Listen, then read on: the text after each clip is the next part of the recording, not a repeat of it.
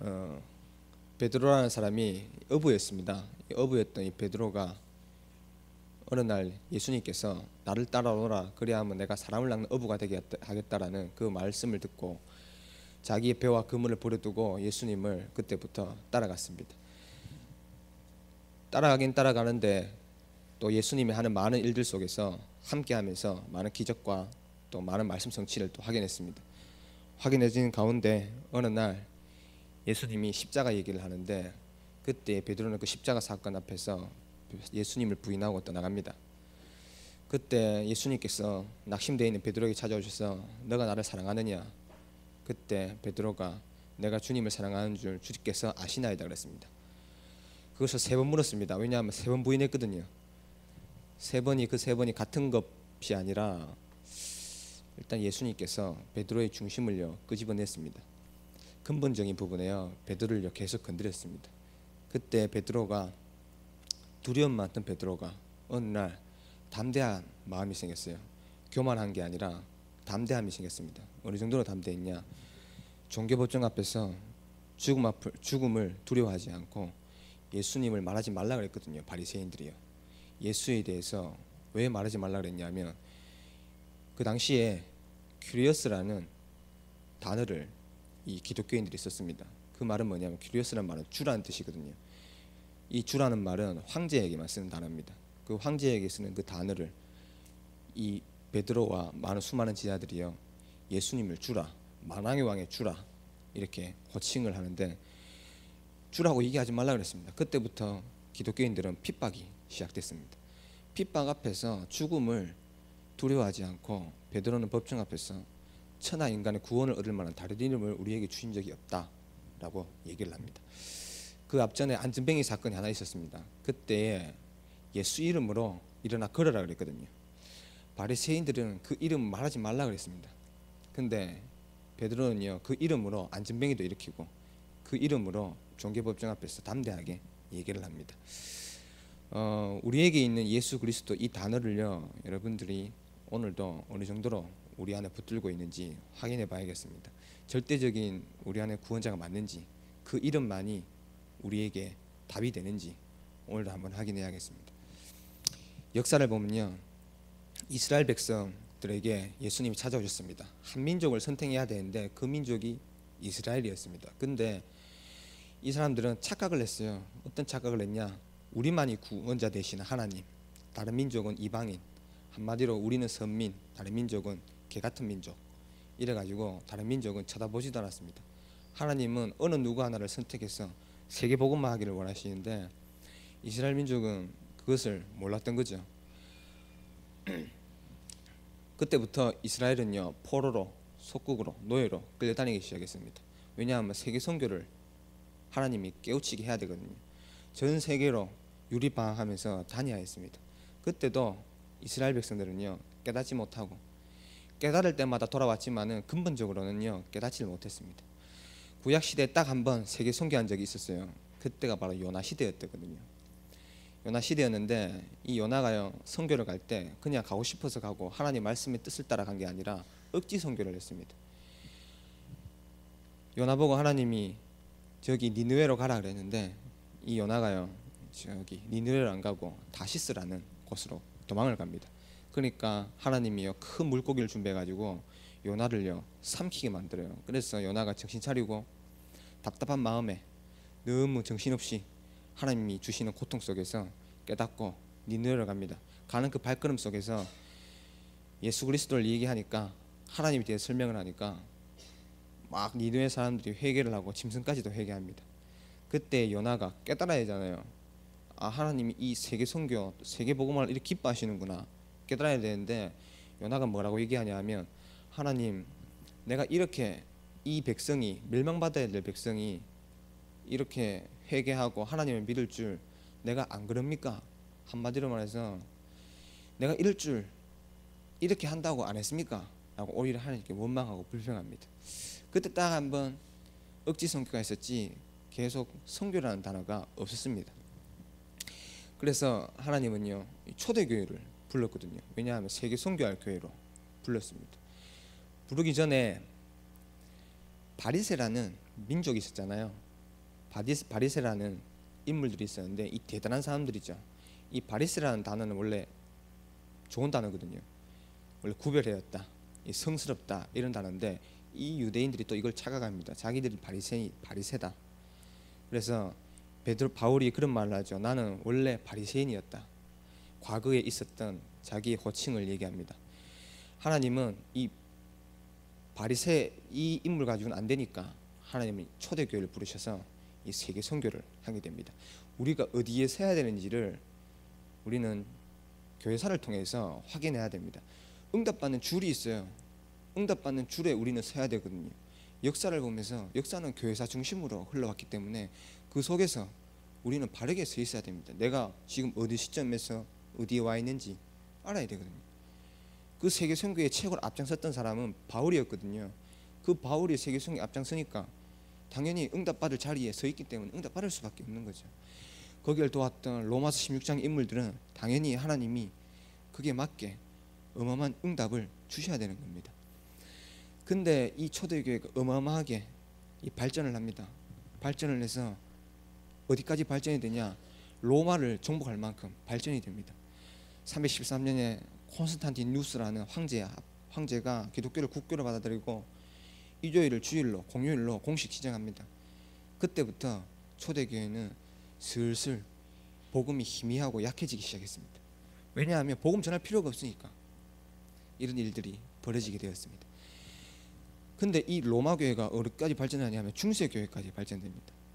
이 중세 교회는 어마어마하거든요. 어느 정도로 어마어마하냐면 그때 당시에 노래, 문화, 뭐 정치 아직까지도 그게 영향을 주고 있습니다. 그때 생겨난 게 대표적인 교회가 천주교거든요. 그 천주교의 대항에서 나온 인물이 바로 루터입니다. 천주교가 얼마나 그 이상하게 됐냐면 원래 그 교회가 초대교회였거든요.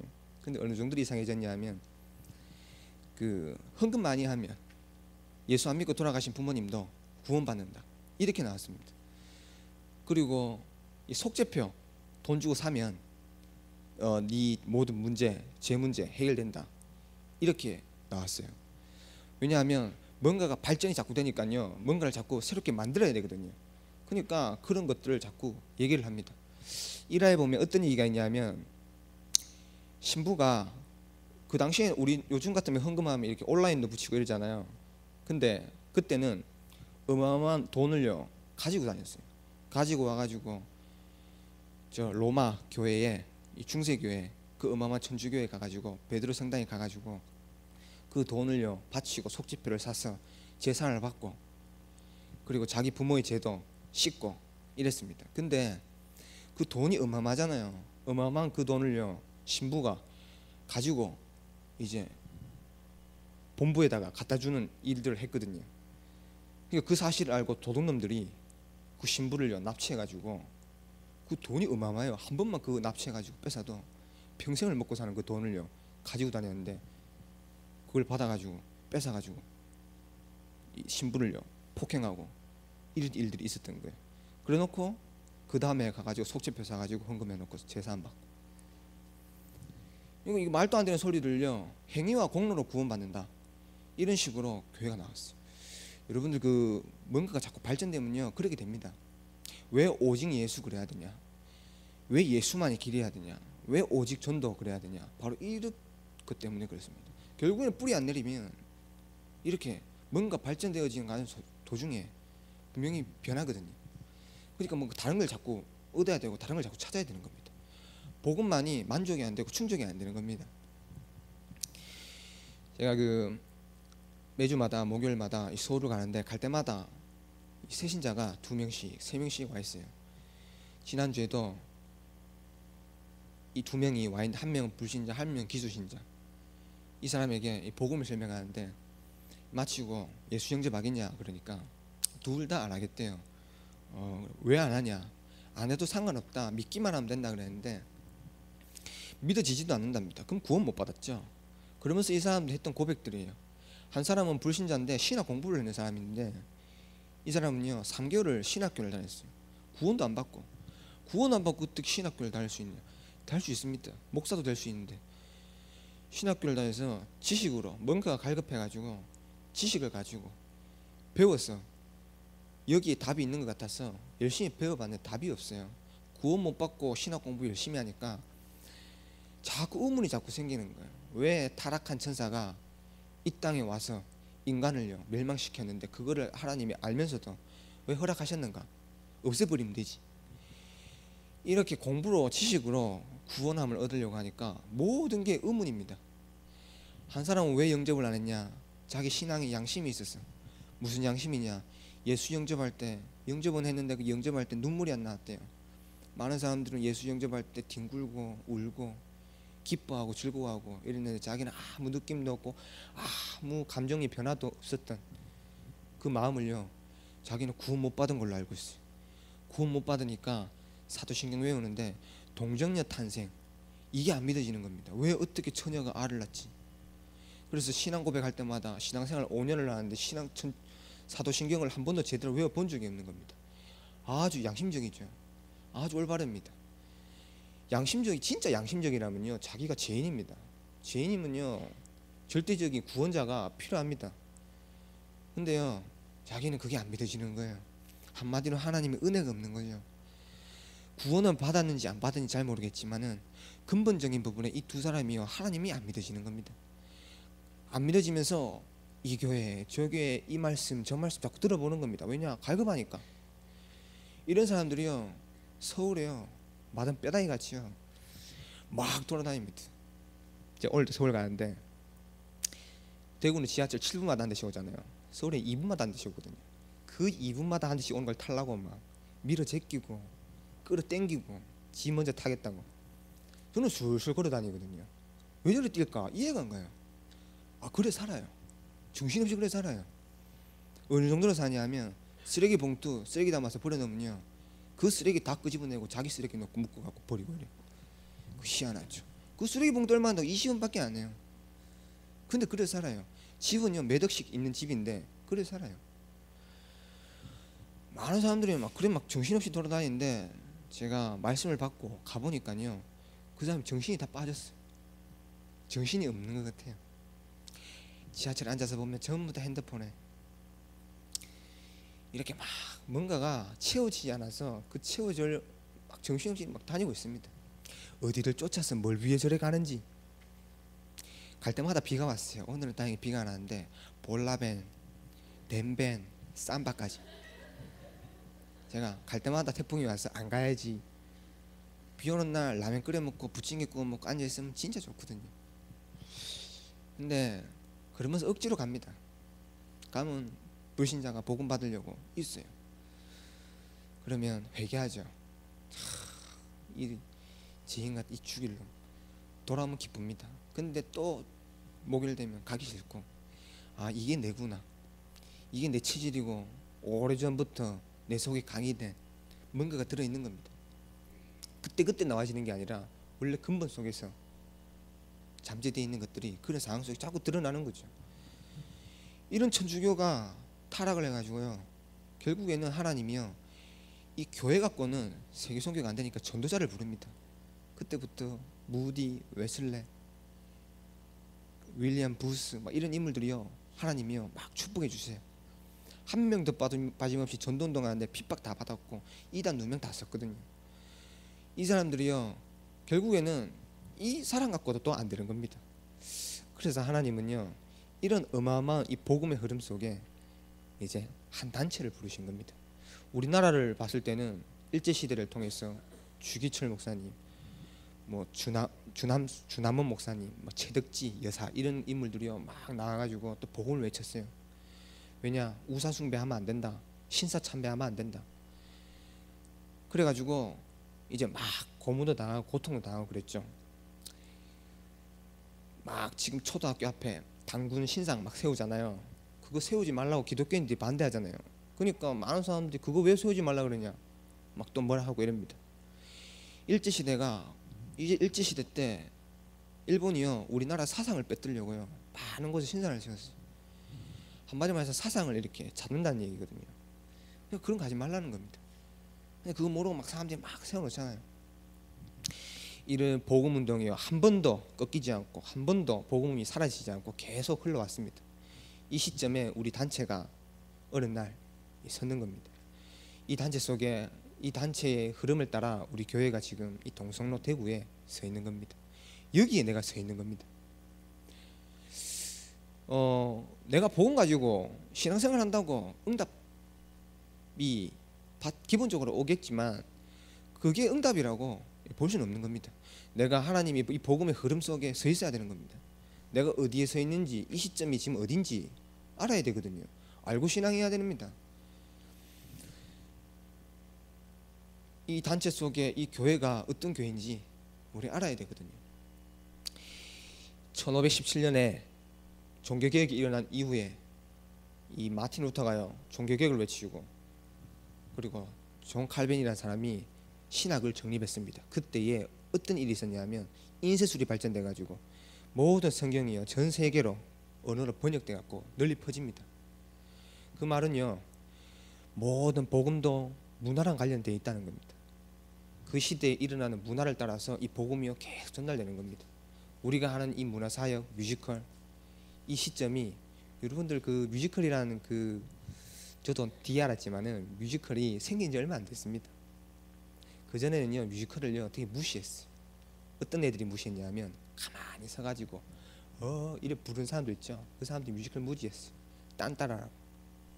근데요 이 문화가요 결국에는요 송두리째 막 흘러서 많은 사람들에게 지금 감동과 많은 사람이 영향을 주고 있습니다. 이 흐름 속에 우리가 뮤지컬을 하는 겁니다. 그러면 하나님이 원하시는 이 문화운동 우리가 이 뮤지컬이 어떤 뮤지컬인가 역사적으로 우리는 봐야 되거든요. 전번에 서울에서 어느 사람에게 이렇게 복음을 전했거든요. 복음을 전하니까 막 복음 전했어요. 복음 전하니까 이 사람 집에 가니까 막 부족도 있고 막 온 사방 막 달마도 있고 이러더라고요. 이렇게 복음 전하니까 이 사람이 복음을 너무 잘 들어요. 너무 잘 들어서 제가 그냥 설명한다고 이 택시 기사 얘기를 했거든요. 저는 기본적으로 그 택시 타면 이렇게 뭐 짧게든 길게든 이렇게 복음을 쓰듯이 이렇게 하는데 택시 기사들 아는 거 많아요. 얼마나 아는 걸 많냐? 정치, 경제, 문화 막 다 알아요. 타는 사람들마다 다 얘기 듣고 말해주고 이래요. 그리고 심지어는 국회의사당에 뭐가 있는지 다 알아요. 자기가 정치하면요 대박 터질 것 같아요. 이런 사람들 많거든요. 그래서 제가 택시 타고 복음 전했던 얘기 했어요. 택시 기사가 모르는 게 없다. 택시 기사가 아는 게 많다. 참, 껍데기만 많이 알고 있다. 속은 모른다. 저는 영적 사실을 얘기하려고 했는데 이 사람이 그때부터 인상이 안 좋아지는 겁니다. 알고 보니까 자기 남편이 택시 기사. 듣다가 갚버리는 거죠. 뭐 그것도 뭐 제가 몰랐거든요. 제가 알았으면 택시 얘기 안 했죠. 근데 이제 뭐 어쩌겠습니까? 하나님 뭐 모자라는 제 입을 통해서 했는데 참 안타깝죠. 참 잘 듣다가 이런 일들이 이렇게 자꾸 생기고 그래서 저는 이 목요일 되면 항상 부담과 기쁜 마음이 동시에 이렇게 듭니다. 한 번은 제가 올해 초에 서울의 이 개혁신학대학교를 이렇게 교단에서 다니라 그래가지고 비싼 등록금 내고 이렇게 다녔는데 그때 서울에서 공부는 안 했습니다. 왜냐 공부는 원래 안 했고 잘 모르겠더라고요. 그리고 일단 재미가 없어요. 수업에 재미가 없으니까 공부는 잘 안 되더라고요. 근데 수업은 꼬박꼬박 참석했습니다. 근데 이제 거기서 계속 이렇게 사람들에게 복음 제시를 해봤어요. 당구장 아저씨에게도 복음 전해보고 커피 먹으러 와서 커피 아저씨한테 복음 전해보고 이 복음 제시를 자꾸 해봤거든요. 해보니까 복음도 듣고 영접하는 사람도 있고 뭐 이런 사람도 있더라고요. 그러는 중에 한 명이 어느 사람이 이 복음을 계속 들어보겠다라는 사람이 나오더라고요. 그 사람이 이제 지난번에 왔던 여자 친구인데 많은 사람들에게 복음을 제시해보고 그 속에 예비된 자라는 사람이 분명히 있구나라는 것을 깨닫게 되었습니다. 이처럼 우리 가는 그 현장과 발걸음 속에 많은 사람들이 우리 만남이 있고 오늘도 우리는 복음을 가지고 나갑니다. 분명한 사실은 현장에 분명히 예비된 자가 있다는 겁니다. 그리고 이 40일 집중훈련 이제 얼마 남지 않았거든요. 얼마 남지 않는 동안에 우리가 반드시 맛봐야 될 것, 지금 목사님 말씀처럼 전도가 안 돼서 지금 교회와 세상이 위기가 왔다 그럽니다. 여기 우리는 사명이 있어야 돼요. 사명감을 가지고 우리 현장으로 가야겠습니다. 이 작은 한마디에 이 사람이 죽고 사는 문제거든요. 우리는 복음을 이 사람이 들을까 말까 표정 보고 우리는 신경 쓰이고 이러잖아요. 근데 그런 모든 환경 속에서 이 사람은 복음을 들으면 죽음과 생명과 이 차이에 이 사람이 앞에 서 있습니다. 그래서 우리는 생명을 전하는 자로 오늘도 우리 하루를 시작합니다. 어떤 기도를 해야 될지 우리는 이 새벽 기도에 먼저 답을 내야 되겠습니다. 메시지의 확립이라 그랬습니다. 실제로 불신자가 어떤 멸망 가운데 있는지, 불신자 상태가 어떤 상태에 있는지를 우리는 바로 알아야 되거든요. 많은 사람들이요 지금 드러난 문제로 고통당하고 있습니다. 내면에 어마어마한 문제가 있거든요. 오늘 랩런트 한 명이랑 얘기를 하는데 고3인데 이 친구가 원래는 제가 볼 때 착한 아이였어요. 교회에서만 보니까 착해 보이더라고요. 근데 얘기를 하는데요 못됐더라고요. 어느 정도로 못됐냐 하면 자기 부모님에 대해서 막 욕을 해요. 어느 정도로 욕을 하냐, 막 입에 담으면 안 되는 말들도 막 욕을 해요. 자기 친구나 부족한 사람에게 하는 단어, 은행, 욕을 써가면서 자기 부모한테 호칭을 써가면서 그런 얘기를 하는데 이 아이가 왜 이러지? 원래 착했던 아이였던 것 같은데, 근데 이제 껍데기였죠. 이 속에 이 아이는요 막 상처 막 이런 것들이요 막 응집되어 있는 겁니다. 그게 터져버린 거예요. 터져버리니까 부모가 너무 믿고 이제 집을 나가고 싶고 막 이런 고민에 빠져있는 아이입니다. 그래서 이제 조금 이렇게 답을 줬어요. 오늘 이렇게 대학 시험 치러 간다는데 그것도 하기 싫고 그런다 하길래 그래도 시험 치러 가자. 시험은 쳐야 된다. 시험 쳐놓고 갔다 와서 붙어라 하면서 이랬거든요. 일사후퇴란 말이 있다. 전쟁 나기 전에 잠깐 후퇴하는 게 있는데 그거는 이제 도망가는 게 아니라 이제 전진을 위해서 한 발짝 더 전진을 위해 잠깐 후퇴하는 거기 때문에 하루만 참고, 어제 그 고민을 털어놔서 하루만 참고 시험 치르고 가자. 나 서울 가는데 같이 가자 그랬어요. 그래서 시험 쳐놓고 열심히 쳐놓고 갔다 와서 이제 붙어라 이러니까 알겠습니다라고 얘기하더라고요. 힘을 내던데 지금 많은 사람들이 이 상처 숨은 문제 속에 다 있습니다. 껍데기 가지고 살지만 그 껍데기가 다가 아니거든요. 그 속에 근본적인 어마어마한 영적인 문제가 자꾸 올라오는 겁니다. 여기에 뭐가 답이겠습니까? 드러난 문제가 해결되면 답이겠습니까? 그렇지 않거든요. 베드로가 왜 담대하게 말할 수 있었냐? 답은 하나이기 때문에. 만 가지 문제가 있어도 답은 하나입니다. 하나를 몰라서 만 가지 문제가 오거든요. 사람들이 그걸 모릅니다. 그래서 그 만 가지 문제를 해결해 보려고 하니까 수많은 문제가 시간 따라 자꾸 찾아오는데 날마다 그 답에 몸부림을 쳐야 되는 겁니다. 우리가 그렇게 몸부림 치면 안 되잖아요. 우리는 어마어마한 답을 가지고 있으면서도 그 문제에 대한 문제를요 가지고 몸부림 치면요 오늘 이 시간에 오직 그리스도 이 답이 내야 됩니다. 순간순간 속을 수도 있고 순간순간 당할 수도 있고 낙심될 수도 있습니다. 하지만은 우리의 근본은 그리스도가 오직이 돼야 되는 겁니다. 이 속에서 우리가 뮤지컬을 위해서 기도도 하고 미국도 가고 그래야 되는 겁니다.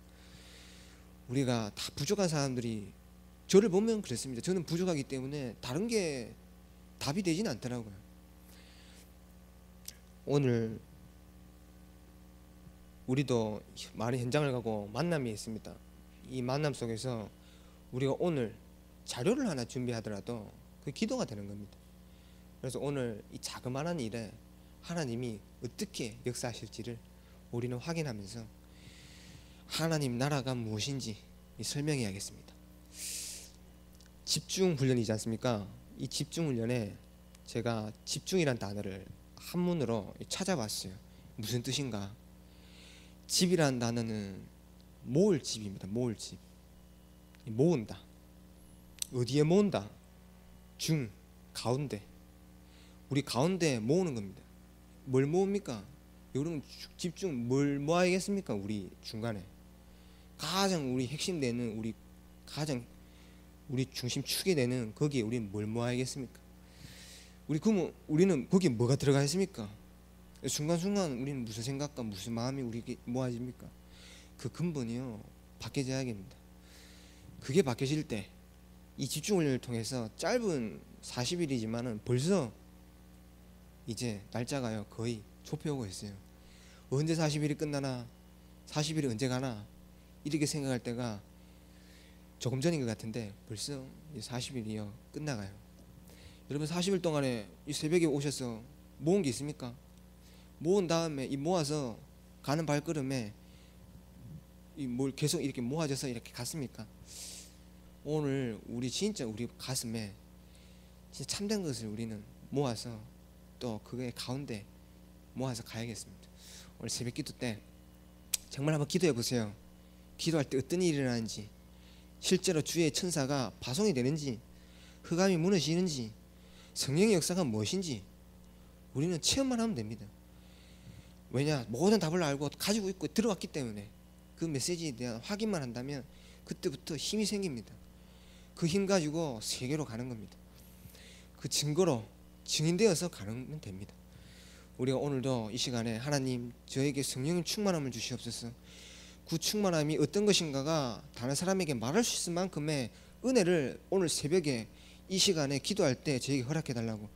오늘 내 영과 내 몸이 지쳤던 내 몸에 하나님이 힘을 주셔서 모든 것이 마른 뼈다귀 속에 생기를 불어넣었던 것처럼 하나님이 이 시간에 나에게 생기를 불어주시고 하나님 지금도 현장에 죽어가는 사람들에게 말씀을 대언할 수 있는 자로 저를 세우시게 해달라고 우리 시간에 합심 기도하도록 하겠습니다. 살아계신 하나님 참으로 감사를 드립니다.